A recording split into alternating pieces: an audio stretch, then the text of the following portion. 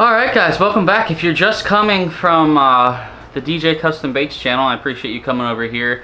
This is my fishing channel, but the amount that I get to fish and make videos about it is probably 4 or 5 times a year. I might make a fishing video, so I figured I'll just combine the channels. It'd just be easier. I'll post, if I make a fishing video a couple times a year, I'll just post it on here, because I assume all you guys are making baits, so you probably like fishing, so you probably won't mind watching that. So thanks for coming over. If you're not subscribed, do that. Click that like button. Turn on the notification button. It's been a while since I've made a video. It's been a couple months with all this corona crap and whatnot going on. I've just been grinding out on baits, but I'm getting back into it, so hopefully there's going to be lots more videos to come.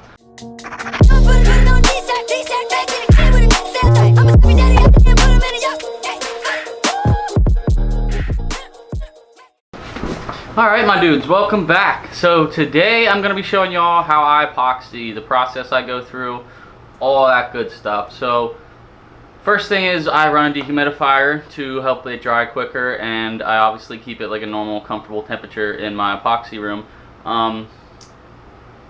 Also I do the trick with my brushes where I tape it and super glue it that I showed y'all in a previous video. I'll link that down below if y'all haven't seen that yet. And then I get all of my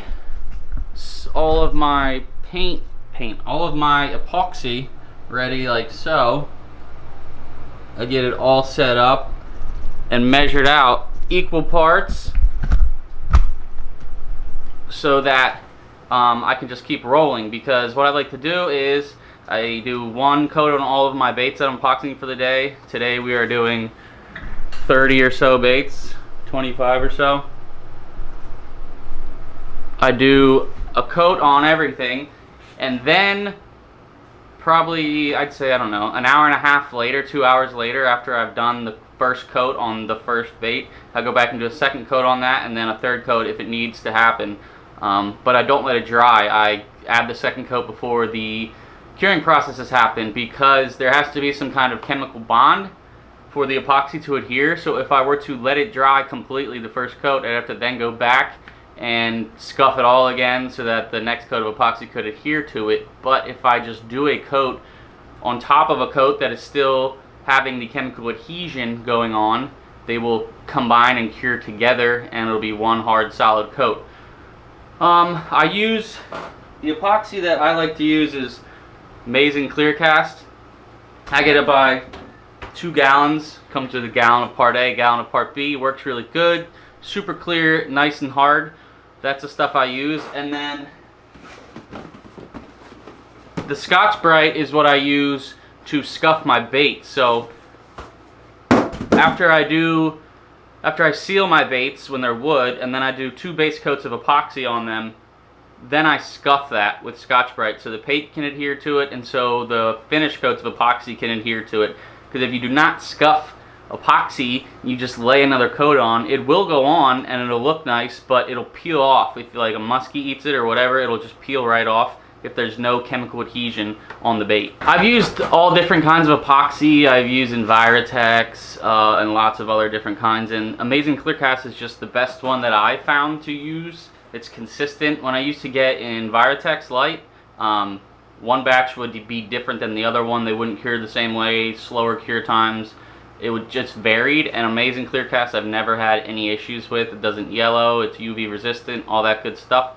And I've also had people ask me about clear coats that you would dip in, like diamond clear coat and stuff like that, which I have used. I'm not really a big fan of. I'd say if you're doing bass stuff like little light crankbaits with no weight to it, epoxy's not the way to go. It's going to add too much weight.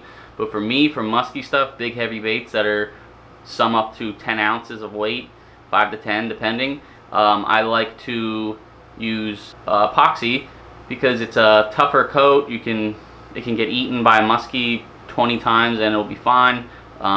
With the diamond clear coat, it's just a super thin automotive clear coat, which does work, but if you're paying a decent amount of money for a bait, you don't want the paint to be scratched the first time it gets eaten. So that's why I use what I use. When I'm mixing up my epoxy, which I'll show you guys actually how I do it when I do it in a minute, but I mix part A and part B together, equal parts, not by weight, by volume. And I mix, a lot of people using epoxy, if you watch videos for like tabletop coating or for big pieces with thick epoxy, you have to worry about mixing air bubbles into it. But as far as it goes for me, I don't worry about that because I'm hitting it with the hairdryer anyway, and the coats aren't going on that thick, so there are no air bubbles when I'm done with it. So I just mix part A and part B together, stir the hell out of it for a minute or so, and then depending on the temperature in my room as well as depending on the humidity, 5 to 8 minutes I'll let it set up before I start using it.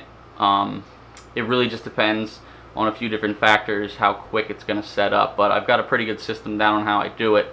And I know based on how long the epoxy takes to set up and get too hard to work with, as well as how many baits I can get with the volume. That's why I have 9 batches here leveled out, because I'm assuming, based upon what I've learned, that should be enough. It will be enough for these. It might be 1 or 2 cups too much that I can pour back into the jugs, but by the time that is gone, it's about too thick to work with. So at that point I have already mixed up the next one, and that one's ready to work with by the time that one's empty. So there's no wait time. I can just keep rolling right through it and then get the second and third coats on. Alright, so I'm gonna throw some gloves on and show y'all how I mix this up. I mean, I know it's not that complicated to mix epoxy and all, y'all probably know how to do it, but just for the sake of the video, I'm gonna show you. Alright, I got a cup of A and a cup of B, and they're equal amounts by volume. That's why I use these little Dixie cups, because I usually go to the first line and then it's completely accurate. I know some people use measuring tools and whatnot, but it's not necessary. You don't, if you go too far over or under, it won't cure right, but as long as you're like eyeballing it, it's gonna cure completely fine, which is what I do. So I take my thinner part B and I pour it into my part A, and from that point I just mix the hell out of it, making sure to scrape the bottoms, making sure to scrape the bottom and the sides and make sure it's all mixed.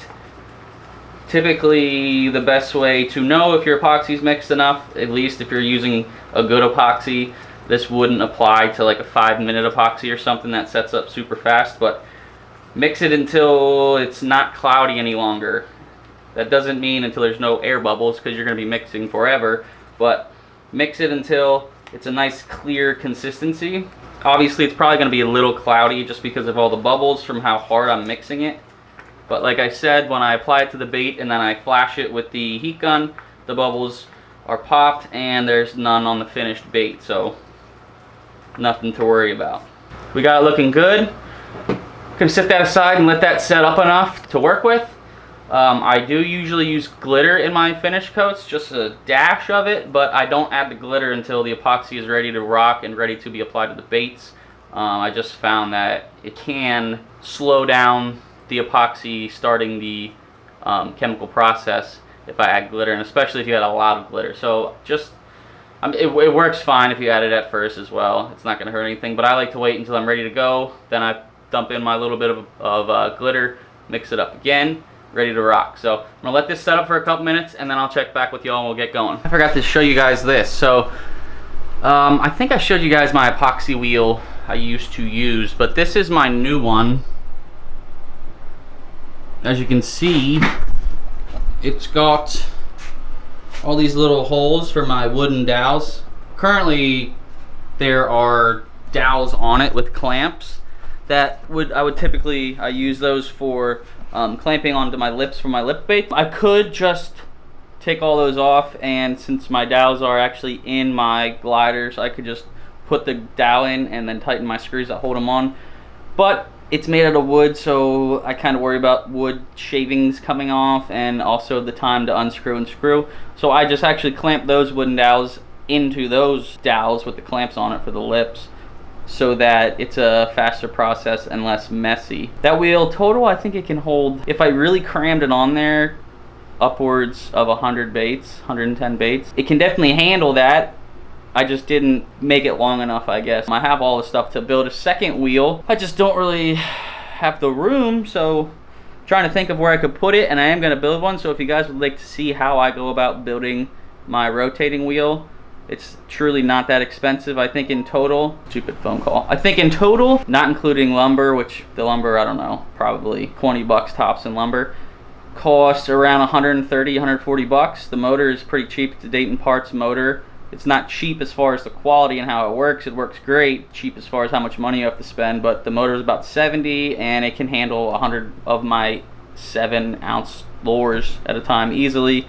And then it's just 2 pillow back bearings, 2 locking hubs in the shaft, really, and a switch, just like any normal light switch to wire in, and you're good to go. So if you'd like to see that, let me know. Epoxy's getting set up, and then we're gonna get into painting all these bad boys. These are all my 8-inch gliders. Actually, there's three of my new through wire baits. Those are prototypes I have to send to one of my pro staffers and my buddy Brady for testing to see what he thinks of them. So 3 of those, and the rest are gliders we're doing today.